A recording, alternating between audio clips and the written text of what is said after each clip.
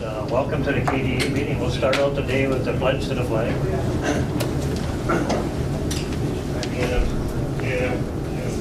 I pledge allegiance to the flag of the United States of America and to the republic for which it stands, one nation, under God, indivisible, with liberty and justice for all.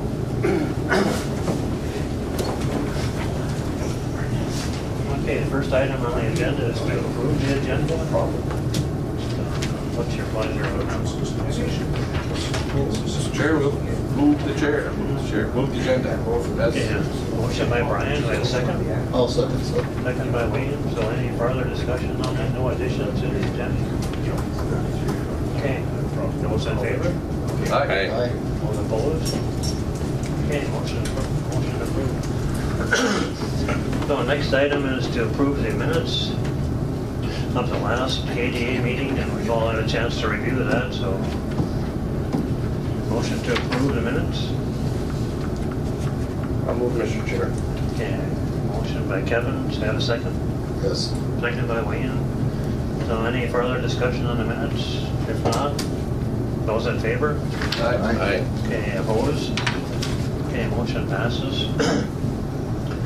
Financial business, approve the April claim payments, and the only thing I can see is $1,500 for Hoffman. That's the only claim.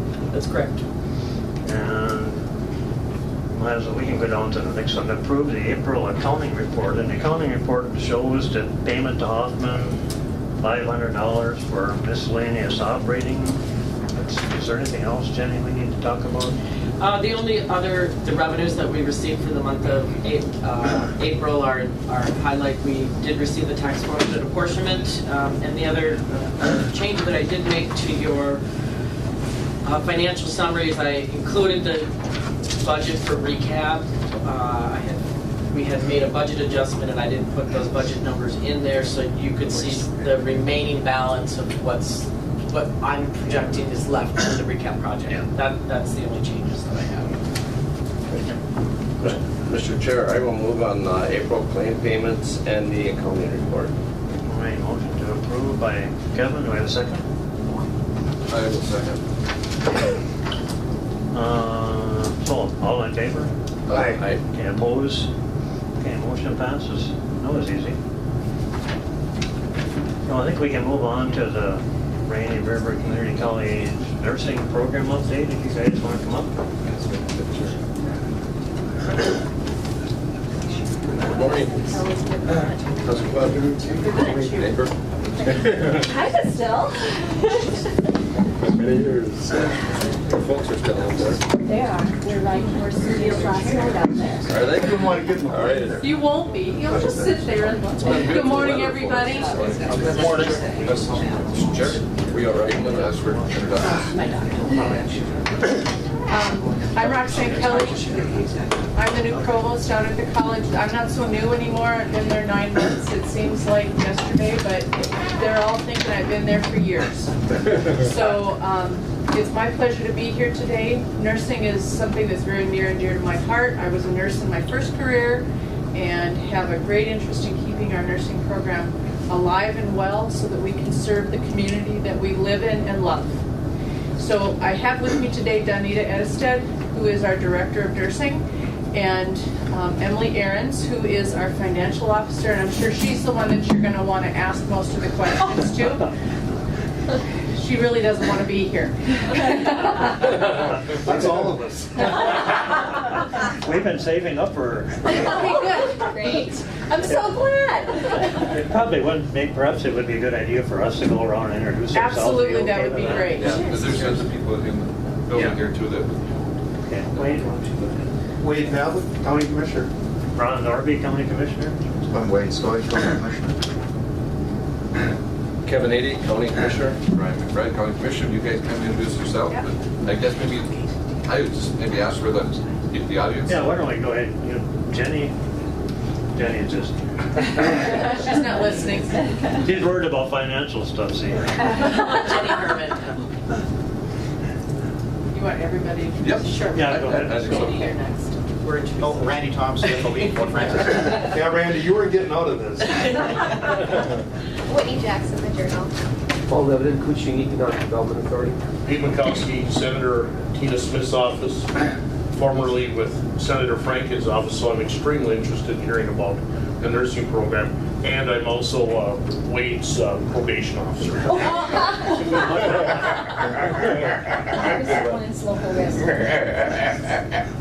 Morning, Bob Anderson, here in International Falls. Darcy Sullivan, BCCTV. Dan McCarthy, Citizen, International Falls. As you can see, we get no respect here. I'm used to that. I think you guys can go ahead. Okay, thank you. I'm super excited to be here to tell you what's been going on at the college, but also out in the community as the students are entering the workforce, have entered the workforce. So I just want to do a little bit of a reminder on how we got here.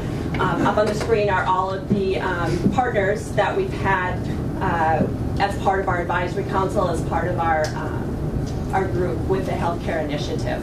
So remembering back to 2015, Sarah Corbett was one of the nursing students going through at that time, and this was an online program because there had been some changes. And so she really enjoyed the program, but was struggling a bit because of not having an instructor here. So in October, when KDA met, they had the issues that kind of came to their face and said, hey, here's what's going on in our community. And at this point, I was the chief nursing officer at the hospital, so very, very familiar to me. We did not have enough nurses to fill our shifts. The long-term care facilities really did not have enough nursing staff, CNAs, et cetera. And it was very hard to go into our patient's room and tell them we cannot send you to one of the local facilities because they don't have enough staff. You're going to have to go to wherever it was, Virginia, wherever actually, because other places had similar issues. So got together and worked on a solution and came up with joining together as funding partners, supportive partners, et cetera, and put together the team. And this was kind of the kickoff. This was when the announcement was made in August, I believe it was, when we started up with my position at the college. So as I was hired, I had a variety of things that I was to do. One thing that was important was putting together a healthcare advisory council because we needed to deal with what was going on in the facilities at that point. What could we do? Because it's going to take a little bit to get nursing students through.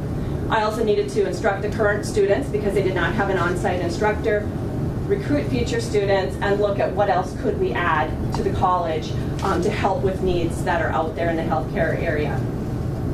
So we put together the Healthcare Advisory Council.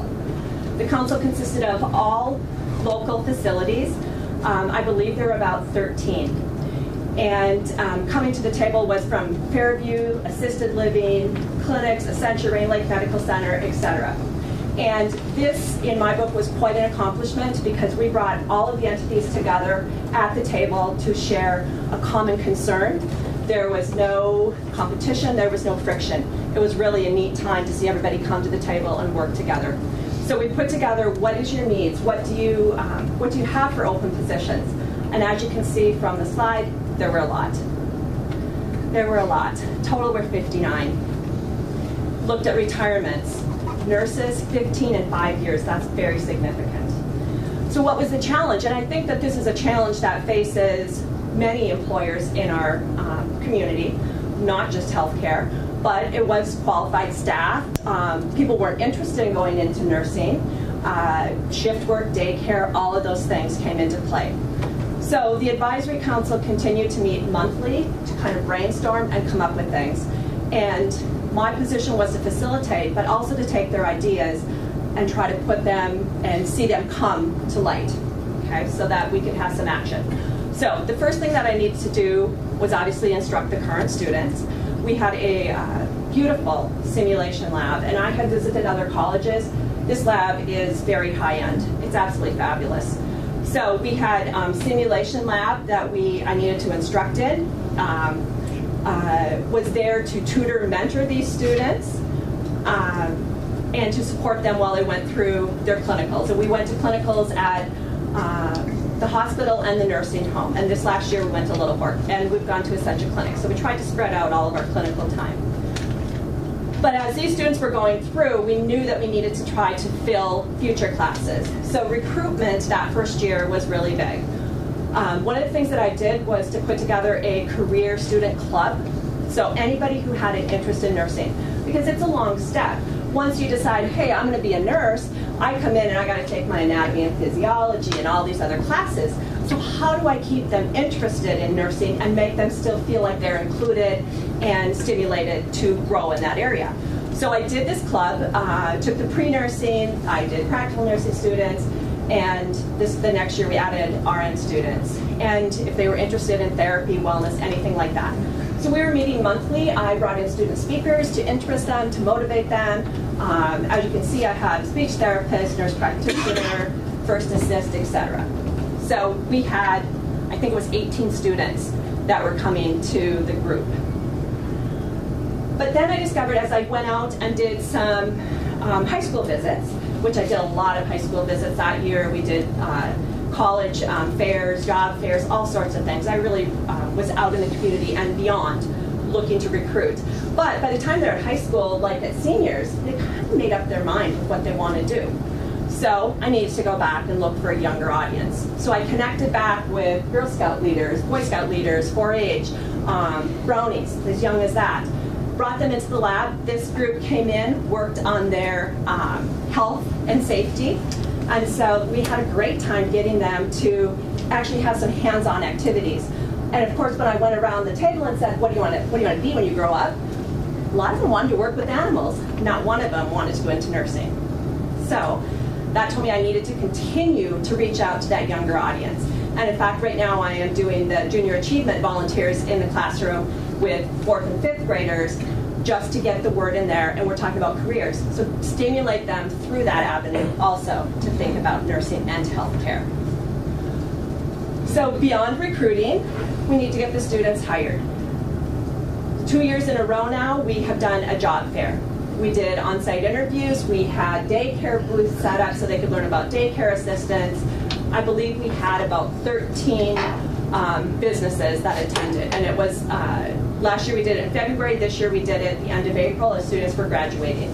So we had a bigger turnout this year, and I'm going to talk to you in a little while about the numbers that we have. But we had really nice turnout. The employers were very excited. They wanted to do it again the next year, so we did. Sorry. So let's talk a little bit about finances and all of the things that I've done and how we have financed that. Copy for you. I don't know. Did you want?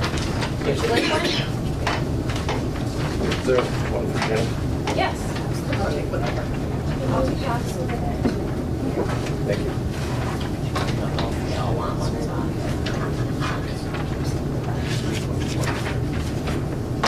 Fun part. I'd like to start and go through year by year, and I'd like to start by letting you know fiscal year for the college, it begins July 1 and ends June 30th.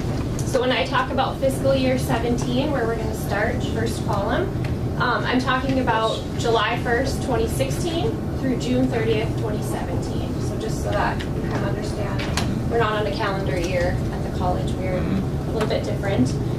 So first, the top half of the spreadsheet, you can see that's the revenue section. So you can see as agreed upon by our partners with this healthcare initiative, Rainy Lake Medical Center, City of International Falls, KDA, and Essentia all contributed $20,000 in fiscal year 17. Good Sam also contributed $6,500.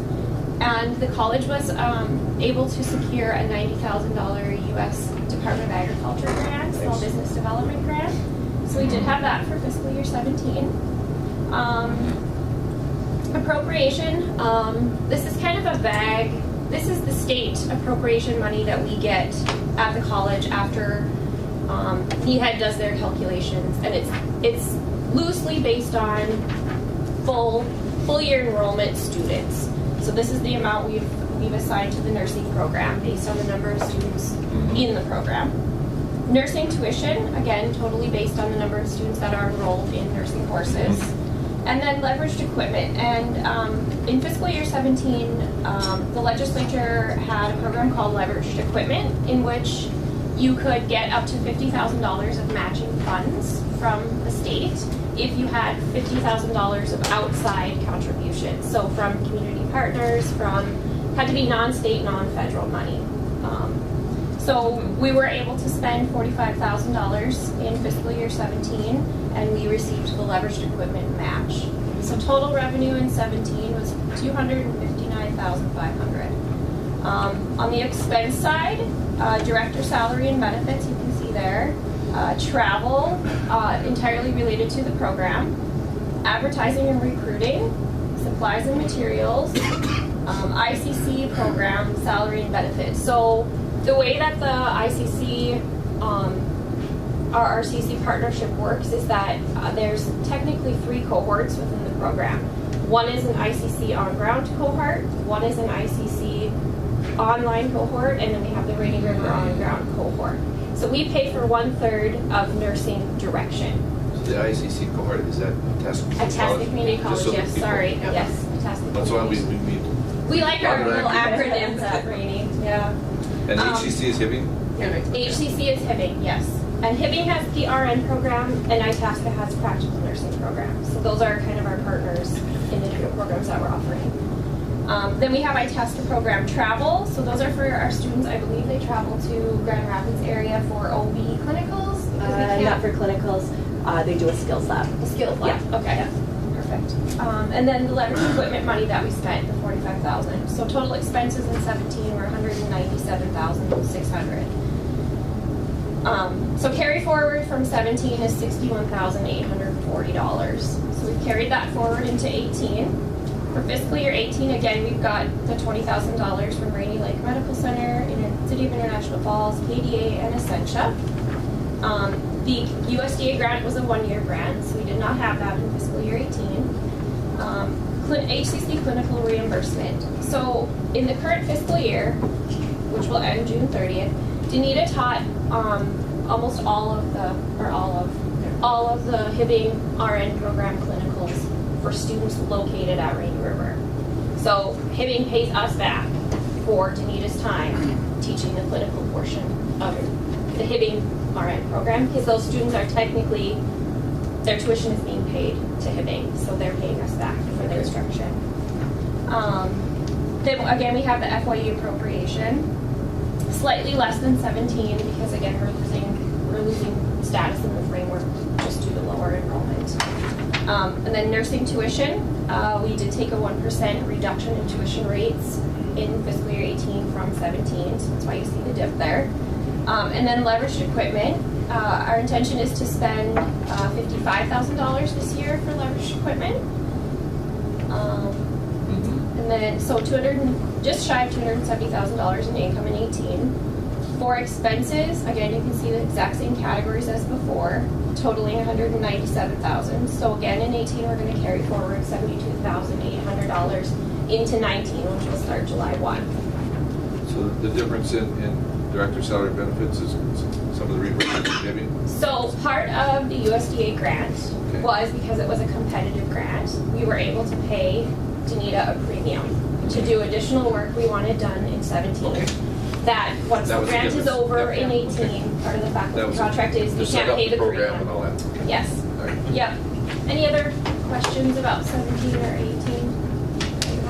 Please stop me and ask. No, and we can come back to after.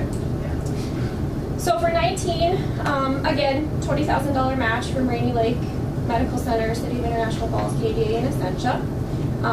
We're estimating the Hibbing Community College RN clinical reimbursement. That's an estimate. FYE appropriation, that's not an estimate, that's for sure. Nursing tuition, again, we have frozen tuition for fiscal year 19, so you see that amount remain the same. And then leveraged equipment for 19, again, we're intending to spend $50,000 and get the $50,000 match in 19.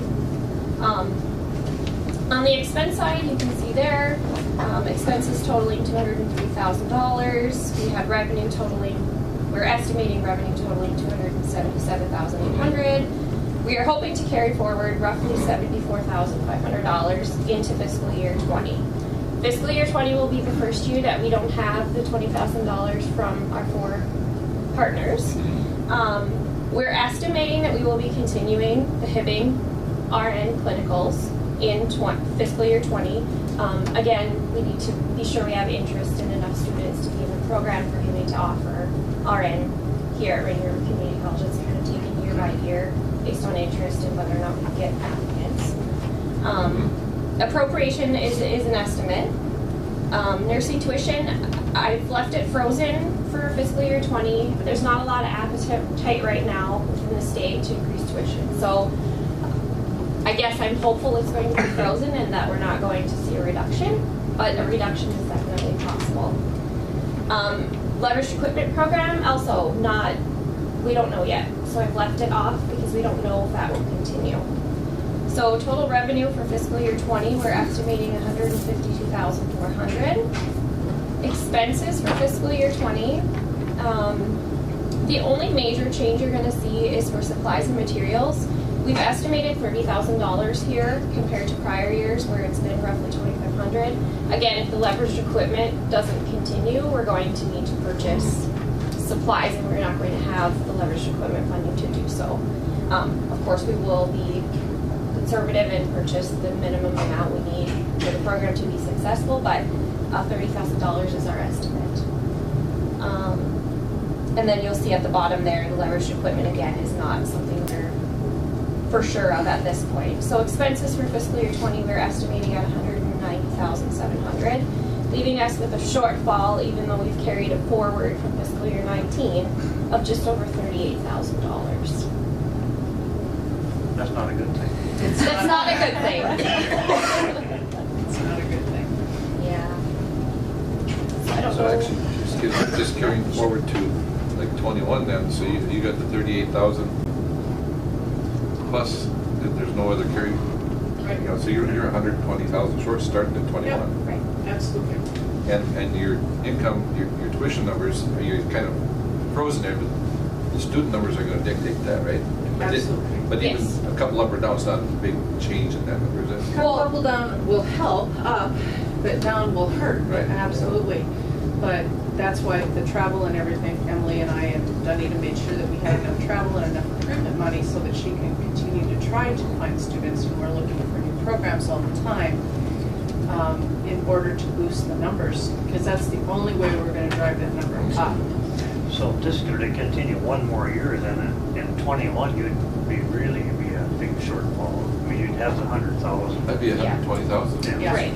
to start the year up shortfall. Absolutely. Right. And we will be hard pressed if something doesn't change with our budget, overall budget, to carry it in 20. But we will have to carry it in 20 because if students start in 19, Right. we will carry through for those students. Right. But we will need to make a decision based on partners going forward. So that's kind of the bleak part of all of this. How about any good news come out of St. Paul to help any of this? Are you always looking for that sort of thing? Maybe you want to talk to somebody back there who has a... Talk to my probation officer. Talk to Wade's probation officer. Well, maybe what I would encourage the provost and her staff to do is to reach out to our office and our healthcare folks and just see what may be available on the federal side. And I guess talking to Tom Bach and Rob Eklund would be, the two for the state. Senator Bach was here about a month ago. He came to buy his auger. His ice auger, and stopped by for about an hour at the college, and we talked primarily about nursing and about the challenges with the funding, and he's fully aware. So what we need to do is just keep talking to folks about this, and because it's not just a single standalone program, it's 3 colleges all involved, and that's important, plus all of our local partners. So it's a challenging situation. I think, go ahead, Brian. Yeah, I think it's important that you folks came here and really put it out, because we've been Yeah. talking about it for the last year, you and I met. Absolutely. And with Paul and the group, and we kind of know it, but you put the numbers out here, it's stark reality what we're looking Yeah. at the next 18 months. We've been talking about it since the first year when we thought it was a one-year grant, and it turned out to be 3 years. Which we didn't understand at the time, so we weren't quite prepared for it either. Well, geez, if you'd Certainly like to necessary. renew another 3-year grant, we'd be really happy. Right, Bob? Well, Just giving a reality check here. let me share just a little bit more with you. We can, Kathy can come back and talk about that. But we have had successes, so I think it's really important that we do talk about that. So this is a couple of my nursing students, and Anna gave us some comments because she had gone through the practical nursing program prior to my coming on board, when she was pretty independent in their learning activities. So she gave you some comments there. As you take a look at that, I want to give you a little bit of numbers. When I started in 2016, there were 7 nursing students, and that were entering right then. So 7 nursing students. We ended up graduating out 6 nursing students. As we went into 2017, and I was able to do a little bit of recruiting, but remember those students are in pre-nursing there, so it takes a couple of years to build that up because of the prerequisites that they need. So in 2017, I had 10 practical nursing students that applied, which is the number of seats that we like to fill. And then we were able to offer the RN program through Hibbing, and there were 17 applicants for the RN program. And the year previous, there were not enough applicants to run a program. So there were 17, they selected 13 of those 17. And we had CNA students in the spring.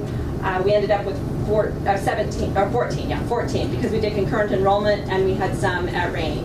And remember, there was a lot of CNA openings on that needs assessment. So we had a pretty good amount of CNA students. So this is Jen Christie. Jen was one of my RN students this year. She had been an LPN for a few years. She'd been working out in the community, but a very bright and wonderful gal, had the opportunity to come back and get her RN, which was, with her skill, it was wonderful that she was able to do that. So going into 18 with what I am starting this spring, because these RN students start in June. In 2018, we have 18 CNA students between concurrent enrollment and those on site at Rainy River. In fact, there are 20 that they are testing today and tomorrow for their certification. Well, great. Excuse me for just a minute. Practical nursing students, I have 9 that will be starting in the fall, and RN students, we have 10 that will be starting in June. And this is the second year that we're able to do that. Usually we're not able to have enough students to run that back to back. I do have, want to share with you that you think, well, they're coming out of their CNA, they're coming out of their practical nursing, they're not helping right now. Almost every one of those students worked in the nursing field while they went through school. And the ones that are graduating, all of them have been offered and accepted jobs that are staying in the community.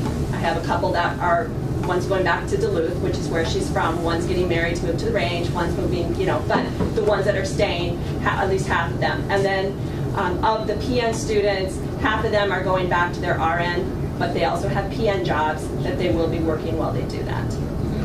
So we are able to contribute to the need that is there while they're continuing their education, which is really nice for them to be able to do that. This is our last clinical day. Big, huge relief.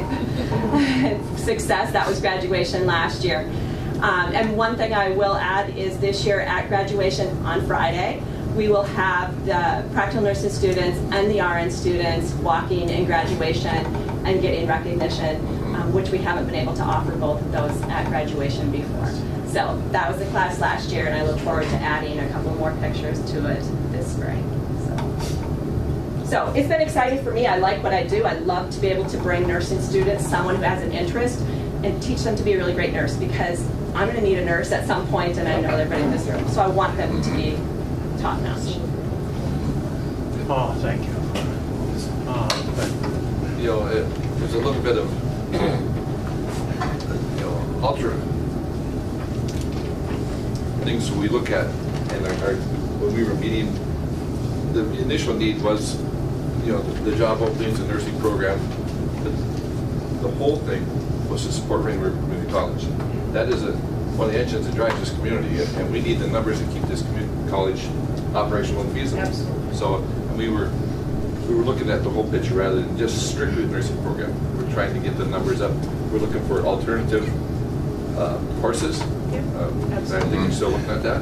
We are. We have a couple of exciting things that aren't related to nursing per se, but we're partnering with a number of colleges to bring some different programs up here that our community has asked for.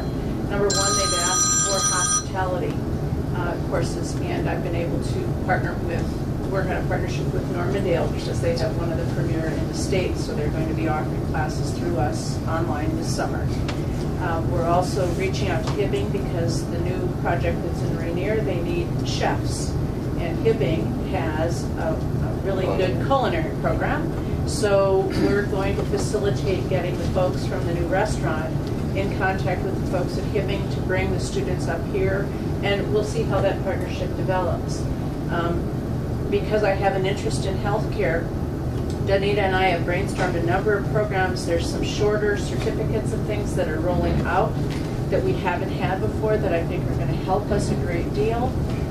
So we're growing everywhere we can. We keep talking about needing to find the silver bullet that's going to save the college.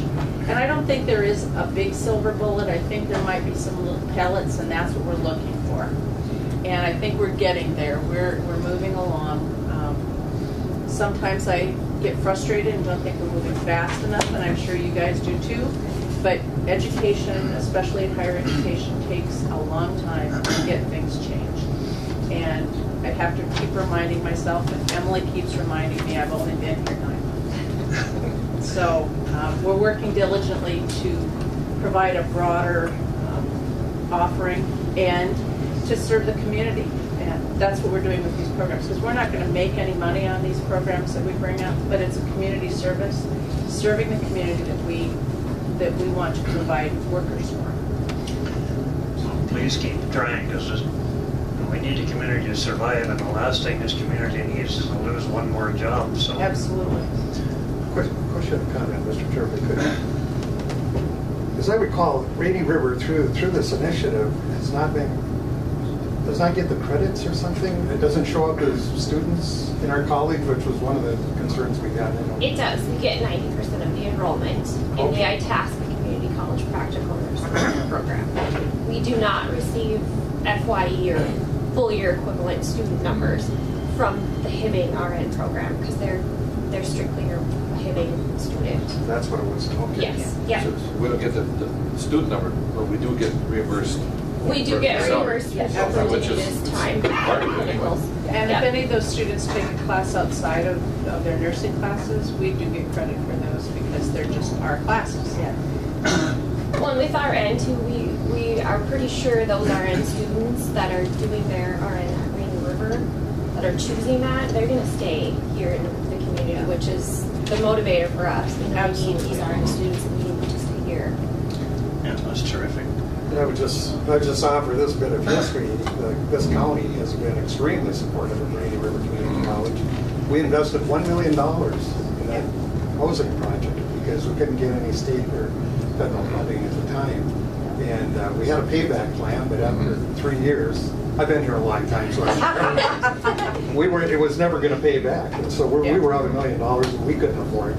And I got a hold of my PO, and Herb Anderson at the time was Speaker of the House, and we were able to make a good case for the state, state college, and they did return $750,000. The state, when we invested $1 million to the credit of International Falls, they invested $50,000, so it was a joint effort, but the county carried the wagon, so to speak. So there's been no lack of trying to support the college, as the chairman here said. It's critical, but it's just it's a lot better for us when we know up front, okay, what is the commitment over the longer term, because it's very difficult for us to come up with money that we didn't expect, just like you folks do. Absolutely. Maybe this is a good time to ask Pete for some help. Well, Thank you, Chairman Norby. Another parolee. Another parolee. I will tell you that this program stands out as, well, I'm going to give you a pep talk here. This program stands out as a major achievement in collaboration regarding rural health care. I know that Senator Franken, when he was up here, and when he left that day that he came up here, he was very, very proud of this program and how at that time Provost Helen pulled things together and how the community pulled together. And you're, as a matter of fact, I was at another event, we had a listening session on rural health care, and I strongly mentioned, you know, you guys should see what they're doing up in International Falls and in Coochin County with, you know, the collaborative. And I think what, you know, we have a very good healthcare staff right now with Senator Smith. I would agree, you can reach out to me and I'll reach out to them and just see what may be available.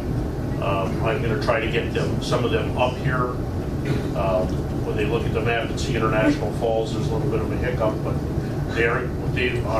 we have a fellow on our staff now, an emergency room doctor. So I've told her about the program and she wants to come up and see it. So, you know, you've got some very strong support that you should know about. And you've set the bar, you know. So, you know, don't lower the bar, just keep slugging at it, you know. And I would still continue to reach out here, you know, this community, you know, it's a community college. So I would encourage you to reach out to the community. I think some of the brightest people are a product of the community college. I don't admit that to Wade sometimes, but you know, our office is very strong on community college and what they provide to the community. You know, so you know, don't give up the ship. Just keep slugging. Continue to look for. You know, we've tried for I don't know how many years, 20 years, Wade, to try to find different that we were looking at cold weather training at one time, and we've looked at trying to get all kinds of things for that, you know, and you know, sometimes it's been like pushing a chain uphill. You know, we're going to continue that. Thank you. Kevin, you have something? I'd just like to say I'm glad they have someone like you running that program. You know, we've known each other since we were kids, you know, but I know your motivation and your determination are outstanding, you know, and you know. And she still likes you? I think so. Yeah, we're 4-H kids. Yep. Yeah. One last comment, Ron, and you know, thank you, Provost Kelly and Didi and Emily for coming today and really show the numbers. But you know, you're looking here, we say it looks bleak, but $200,000 should go a long ways to help this program, and that's not insurmountable in this community. We're not looking for 2-3 million. No, we're not. So, Not this time. not yet. I wasn't going to tell him about that next project. That comes later. That comes in a year or so. Well, again, there's a feeling by some of us anyway, that we expect the state to live up to their obligations with these colleges. I mean, they do it in other areas of the state. And that's always been the argument we've made is, you know, we need more help up here, not less. Absolutely. Locations. Absolutely. And you know, the other thing that happened a number of years ago is, and I attended Rainy River Community College, by the way. One of the things that has happened is we've lost enrollment from our friends in Canada. When I went to school there, at least a third of them were Canadian students, and we don't have that anymore because they have the resources. So that's been an issue. They have the resources and the dollar. The conversion of the dollar is so bad right now. By the way, Peter, he walks the walk because he's actually a firefighter in another life. Well, how about that? Yeah. He does a lot of things for the communities. I appreciate it. Good. I think at this time, do you guys have anything else? We're running a little long. No, good, I think. But don't run off. Don't run off, okay. You're into my time, no? First time to ask if anyone else have public comment or any questions they want to ask these folks. Go ahead, Deb. Yes, in the broad area of nursing, perhaps the ladies could explain to me the various levels of nursing and how this particular program that you're proposing here fits in to the various categories. I look at it from an educational standpoint.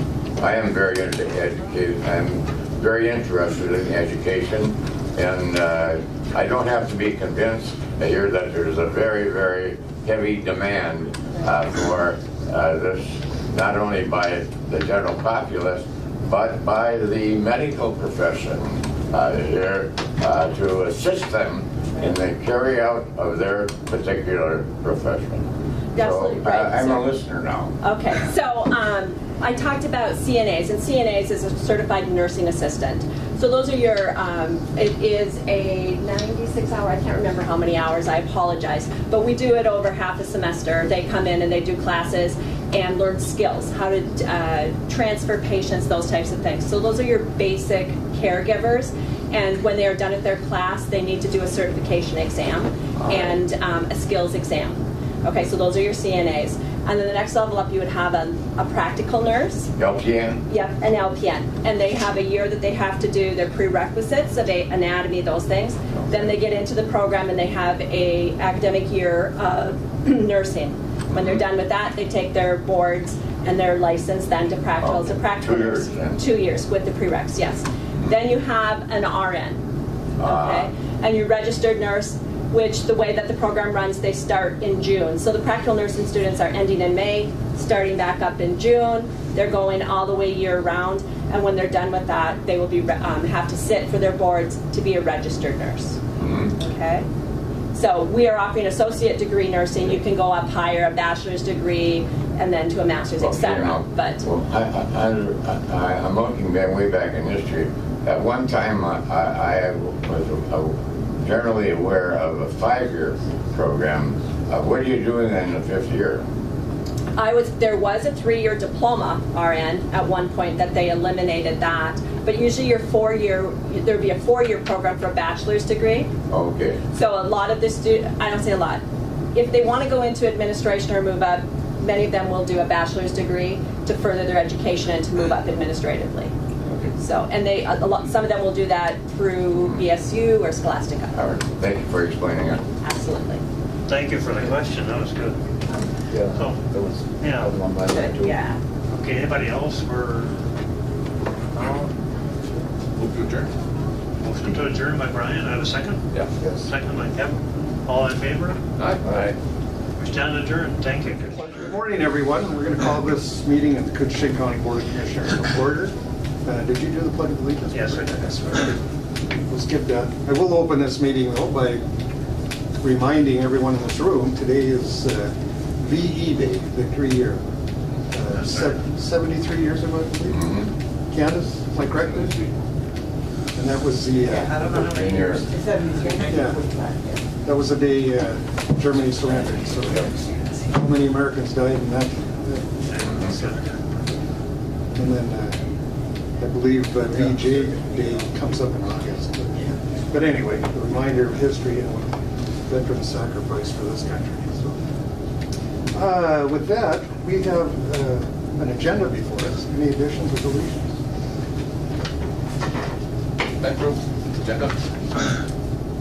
Okay, we got a motion. Is there a second? Second. Second. Candace, you... Did you want to add me or? I think so. we got the hours figured out for the 10th, so there's no board action on that, and that was the only thing. Yeah, Jenny was just informing me that we did approve you to hire Yes. full-time. Yes, But we have to get we've got to get it out there and advertise. that's going this week. We're taking applications next week, Okay, so, going through them the week after, doing the interviews the week after that, start date for June. so that's in progress? Yes. Okay, so that should be Yes. determined. Okay. I'm working the 10th, 66 and 67 all day next Thursday and Friday, Wednesday and Thursday, because Carissa and I will both be gone. Right. So that'll be day 66 and day 67, and then she's done until we... Until we can hire. Okay, all right. So that portion. Okay, So we don't need that as an addition? Okay. No board action. Any other additions? We've got a scary individual who just walked into this room. Looks military to me there. I thought I was awake. Welcome, we're glad you're here. You're on the agenda too, so. I am. Okay, with that, anything else on additions? Hearing none, all those in favor signify by saying aye. Aye. Opposed, that motion carries. We've got the minutes that Jenny put together from our last regular meeting. Move on to minutes. Sounded like the one I was at. We got a motion by Commissioner Norby. Second by Commissioner McBride. Any discussion or questions on those? Hearing none, all those in favor? Aye. Opposed? That motion carries unanimously. We'll move on to financial business. Starting with the IRRB funding, 2019 request. Quick. Yes, can't do that fast enough. Thank you, Commissioner Harvey. Is there a second? Yes. Second by Commissioner Skoye.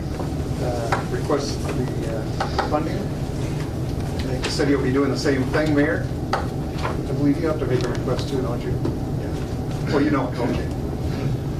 Okay, any discussion on that? Hearing none. All those in favor? Aye. Opposed? That motion carries. April paid invoice report. Mr. Chair, I'll move on that. Okay, thank you, Commissioner Ady. We have a motion on the floor. Is there a second? Second by Commissioner McBride. Any discussion on that? Hearing none, all those in favor? Aye. Opposed? That motion carries.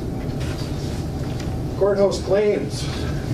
Commissioner Ady. Mr. Chair, I will move on the courthouse claims and the highway claims. All right. Got quite a few of those there. Must be spending a lot of money. We're getting progress. All right, we've got a motion by Commissioner Ady. Is there a second? Second. We've got a second by Commissioner Norby. Questions or discussion on that? Hearing none, all those in favor signify by saying aye. Aye. Opposed? That motion carries. Highway claim payments.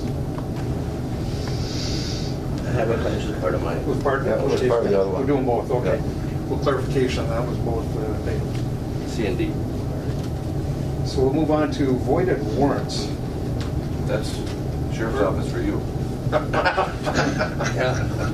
I move. Is there a deputy here to get me? We've got a motion by Commissioner McBride. Second. Second by Commissioner Ady. Any discussion on that? Hearing none, all those in favor? Aye. Opposed? Motion carries.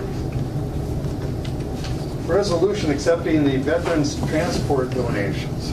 Motion by Commissioner Skoye. Second. Second by Commissioner Ady. Any discussion on those? You guys holler if I'm going too fast. It's probably hard to keep up with the papers here. Any further discussion? Hearing none. All those in favor signify by saying aye. Aye. Opposed? That motion carries. Adopt a resolution accepting the Packaging Corporation of America certified paper donation. I saw that was. And I have a letter from this. Yeah, I saw that. Okay. Very good. Good job on that. Got a motion by Commissioner Skoye. Second. I thought you wrote down there. Second by Commissioner Norby. You know, Carol and Jenny, that's all I can do this. I think I'll just briefly read this. On behalf of the Kootenai County Board of Commissioners, this is the Packaging Corporation of America. I would like to thank you for the ballot of certified paper. We understand how important certified timber is to the success of your operations and how important your success is to the sustainability of Kootenai County. In closing, thank you again for your donation and for your contributions to Kootenai County. And then you also had the April 4th letter included there too. So with that, I guess we need the approval. We've got a motion in a second? I think so. Who made the motion? I can't remember. Wayne and Ron. Okay. Any further questions? Hearing none. All those in favor? Aye. Opposed? That motion carries. Thank you. Okay, we're looking to review the first quarter 2018 budget report. Included here. I don't have a lot to review on first quarter. Looking at all of the numbers compared to budget, obviously there isn't a whole lot of activity in the first part of the year. but all of the numbers are consistent or better than the first quarter of last year. One of the things to note on page 4, when we look at environmental services, their revenues were up considerably, and expenditures, because that was part of the fire that we had last year. So we don't have any of those revenues or expenditures this year. So we are pretty much in line with where we were last year on a normal year. The other thing that I do want to point out is at the very end of the pages on 7, 8, and 9, we have what we call our O2 funds. Those are actually mostly grant funds, or funds that the auditors consider as restricted because they're either mandated by legislation or we're under a contract. Those I am going to start moving into some of the O1 funds and report them under the right departments. And then we're going to keep track of which funds are restricted and committed in a different manner, that the auditors should make the process of the audit a little easier and less cumbersome to sort out what's restricted and what's not restricted. So that's in the process. Hopefully by the end of the year, we'll have all of those transferred over there. For example, the first, a couple of them were really just for payroll processing. There's chairs in those. So we moved those over to agency funds. So we don't have to include them in our budget numbers, and we don't have to account for any expenditures. It simplifies things a little bit. But other than that, I think the first quarter budget report is, there's not a lot of information there, but it is a good thing for me to go through the process, because there's some things that I might catch in some this postings, which are unusual. Commissioner Norman? I think it's really important to review it. I mean, it's a lot better to address it now than wait till the end of the year and try and figure out what happened. I mean, we can do something about it now. Yeah. I think it's really good. The other thing that we may want to point out too, that I've noticed, if we look at the Road and Bridge Fund, the collections, we're really getting our revenues in a lot earlier than last year, and even the year before. So I want to point out that the Highway Department is doing a great job in getting some of those revenues in, so we can use some of those funds before we need to spend them, and that makes a big difference. Just for an example, the dollar amounts for Road and Bridge, this year we've already collected $3.2 million versus $1.3 million last year. So that certainly helps in terms of cash flow for the whole county, not just for that fund. So I see a lot of improvements in that area. So anyway, no red to be concerned about at this No point? red to be concerned about. And if we do fall short, we can always get some from the sheriff's office. Yes. Still lots of money. Okay. I don't think we need action on that. We'll move on then. Renew life and voluntary optional life and voluntary dental, LTD, STD, et cetera, et cetera. Penny?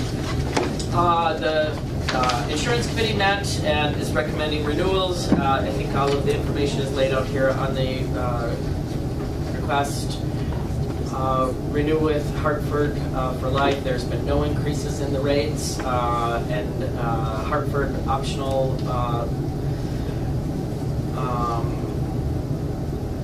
life insurance is the same, and then the long-term disability is no increase. A slight increase, which is similar to last year, for the optional dental plan, and then there's a change in the optional vision plan. But the insurance committee met and is recommending this be approved. Move. Motion, Commissioner McBride. Second. Second, Commissioner Edie, approve as presented. I don't think we've ever not taken their recommendations. They've done a great job over the years. All right, any questions? Hearing none, all those in favor? Aye. Opposed, that motion carries. KDA May board meeting. I think that was Wayne, right? Yeah, I've had a request from them. You're coming to Little Fork with me? Yeah. All right. No Big Falls. Yeah, there's a mistake on that. My apologies. The meeting is actually in Big Falls. Carol would have known that, or I'd have ended up at Little Fork and nobody showed up. Move as board. All right, we've got a motion. Second. Second. Discussion? Sure, just quick, and I think it's important for when we move move the key to meetings outside to one of the commissioner districts, that commissioner allowed to be allowed to Oh, attend. yeah. So, In fact, we can make an exception on any one of these meetings if any of the commissioners want to attend. All right, we'll call the question. All those in favor? Aye. Opposed? Motion carries. Thank you. We can't do this. That's enough fun. Jenny and I are very pleased to see this here. We're looking to ratify the 2018 through 20 LELS Local 103 deputies contract. And I suppose we could do them both, Jenny? Let's have separate motions for it. Okay, well, let's start with that one. I would move to ratify the 2018-2020 contract with their deputies. All right, we've got a motion. Is there a second? Commissioner Ady. Any discussion on that? Okay, all those in favor signify by saying aye. Aye. Opposed? Motion carries. And we're looking to ratify the same years for the IUOE Local 49 contract. I'll move to approve. Commissioner Norby. Second. Commissioner Ady. Questions, discussion? Good job. Yep, good job by all. All right, all those in favor signify by saying aye. Aye. Opposed? That motion carries. Set a public hearing date for the business subsidy tax abatement. Paul here, or that's from your side? I didn't read that one. Yeah, that's for the cantilever project. Do we have a date picked out? No, we do not, but Paul was working on dates that work for your clients. Yeah, basically, we're trying to satisfy what makes sense for you folks. The City of Rainier as well will have to hold a public hearing, and then the principles of the project. So we're going to leave it, I guess, for you guys to lead what makes sense for you guys, and then we'll backfill from there. But, you know, I know everybody's schedules, and there's notification periods, so maybe if you guys lead. I think at this time of year, it probably makes sense to set it on a Tuesday when we're having a board meeting to ensure that we're all here. Yep. Otherwise, we're too spread out right now. Does that work for you, Paul? And Oh, absolutely. That work for them? Yeah. So it'd be a matter of which Tuesday? I just guess I'd ask all our agendas, is there, they want to do it right away, or first part of June, or what's going on to May? Well, this is the thing, if we we need to give more than 10 days notice, More than 10 so days. it has to be in the paper. If the earliest it could get in the paper would be Saturday, and that doesn't give us, it doesn't meet the deadline for the 22nd, or it's really close. And so then the board does not meet again until, depending on what, if the board approves the tentative board schedule, till the 12th, which the 12th and 19th are both Board of Equalization. The 26th, we have a meeting, but I think the public meeting probably should be held in the evening so that the public has more access to attend the meeting, but it's up to the board and recommendation from the county attorney. So the 26th would be the earliest. Unless we want to do something on the same, the 19th is the Board of Equalization at 6 p.m. on June, and then we could do it Tuesday the 12th, but we have a board meeting at some time during that day. We have a 1:30 Board of Equalization, so we could possibly have Board of Equalization, a board meeting, and then a 6 o'clock evening meeting on the 12th. That Well, I'll let you address that, but my understanding and the conversations we've had, they'd like to get this as soon as possible. Yeah, I mean, obviously, they understand the process and the bodies involved and the notification period, but, you know, sooner the better they're ready to get. You want to think about the 29th? 29th of, No, we don't have a meeting, but we can. Only That's the 29th, I mean, we could do that. I Have a suppose. special meeting? Yeah, it'd have to be a special meeting. Oh, what are your thoughts, Paul, on that? Well, again, you guys, everybody's been patient in this process.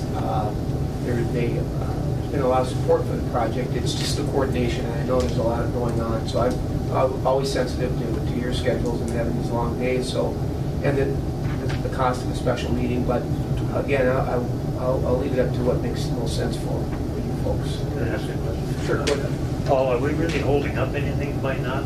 No, No, okay. no, and they understand that, you know, they've already demoed the existing building, they're waiting on some things, of course, the load limits and all that, but given the support and you know, going forward, but it is part of the process. We want to try to nail this down as quickly as feasible.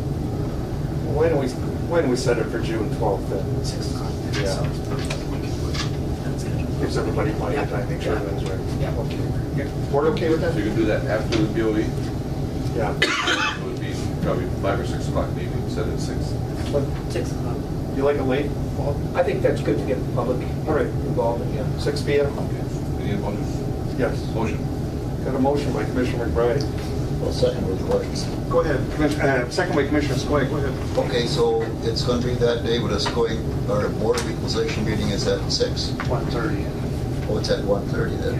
Yeah, I thought we had an evening one. that's a different day. It's the next week.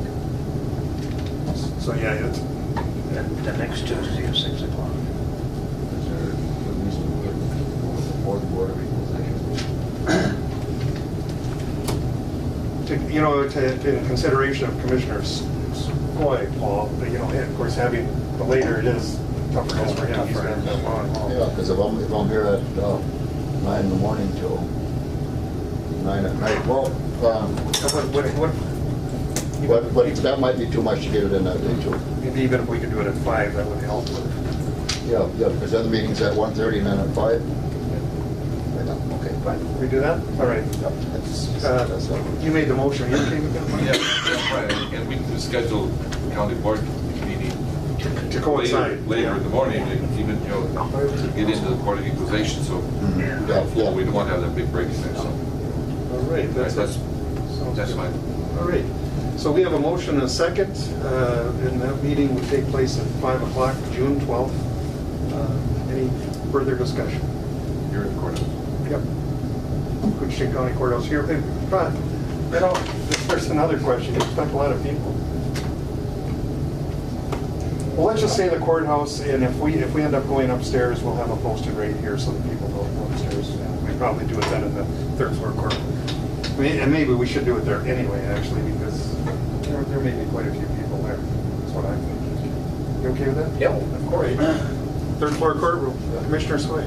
I will say, Ryan, this is quite an intriguing project over here. Yeah. I mean, it's, I think there's been a lot of looking into this. You know, All right, so courthouse, third floor courtroom on the 12th of May. April, or June, actually. Too many dates. I'm always going backwards. Carol's got to keep me straight. All right, go ahead.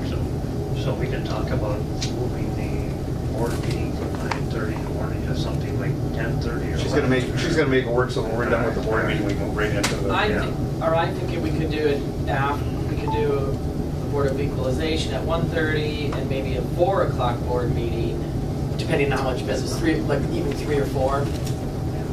We'll make it work. Yeah, we'll figure that out. All right. So, sounds great. Gonna call the question. All those in favor signify by saying aye. All right. Opposed, that motion carries. See you April 12th. June? June, yeah, I'm just checking these guys out, see if they're sharp. Yeah, I know. Okay, Minnesota Workforce Center, dislocated worker Okay, we program. got the summer schedule. Oh, that's right. I move on the summer schedule as proposed. second. Okay, motion and a second. Yeah, I thought we kind of approved this since we're already setting dates. All those in favor, signify by saying aye. Aye. Opposed, motion carries. Okay, Workforce Center, come on up. Sorry we're a little late, that's why I'm kind of pushing things, trying to get caught up here. That's not a problem. Yeah, schedule's here. Thank you for having me. My name is Alyssa Hacker-Mueller. I work for the Northeast Minnesota Office of Job Training, which is a partner within the Workforce Center system. And I've been asked to just give you guys an update on the unfortunate build rate closure. We have about 43 affected workers. They are eligible for dislocated worker services, and I apologize I didn't have this handout ready with Jenny and I were coordinating, so. Alyssa, do you know all the board members here? I do, yes. Okay, I don't know, they may not remember me, you guys are busy. Alyssa contacted me and I thought this was the place to address it.